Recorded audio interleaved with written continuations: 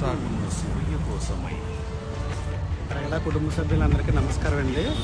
Pragada charitable trust నుంచి ఈరోజు చిన్న సేవా కార్యక్రమం చేస్తున్నాను. సో నేను వైజాగ్లోని ప్రగడ దుర్గాప్రసాద్ గారు వాళ్ళ మేనల్ని వైజాగ్లో నివసిస్తూ ఉంటాను.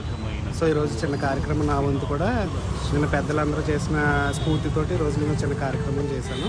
మార్నింగ్ బ్రేక్ఫాస్ట్ టీ వాళ్ళకి సమర్పించుకుని, నేను నీ శివయ్యని, కేవలం నీ యొక్క శివయ్యని. ఆ నారాయణుడి దృష్టిలో ఉన్నది వారి శివయ్య మాత్రమే. అనంత శివ